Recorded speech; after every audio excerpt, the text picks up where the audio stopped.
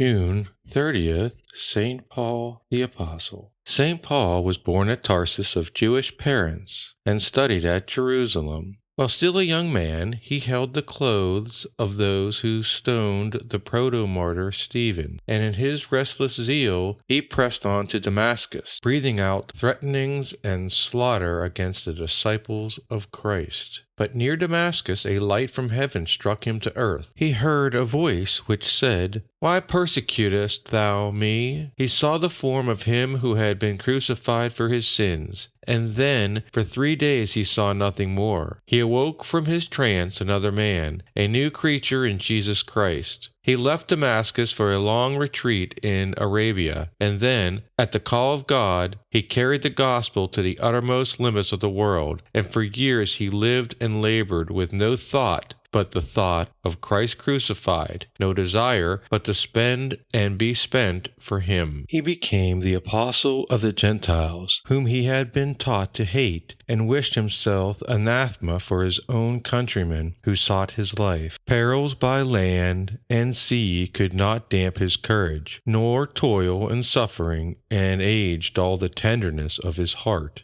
At last he gave blood for blood. In his youth he had imbibed the false zeal of the Pharisees at Jerusalem, the holy city of the former dispensation. With Peter he consecrated Rome, our holy city, by his martyrdom, and poured into its church all his doctrine with all his blood. He left 14 epistles, which have been a fountainhead of the Church's doctrine, the consolation and delight of her greatest saints. His interior life, so far as words can tell it, lies open before us in these divine writings, the life of one who has died forever to himself and risen again in Jesus Christ. In what, says St. Chrysostom, in what did this blessed one gain an advantage over the other apostles? How comes it that he lives in all men's mouths throughout the world? Is it not through the virtue of his epistles? Nor will his work cease while the race of man continues. Even now, like a knight, he stands in our midst and takes captive every thought to the obedience of Christ. St. Paul complains that all seek the things which are their own, and not the things which are Christ's. See if these words apply to you, and resolve to give yourself without reserve to God.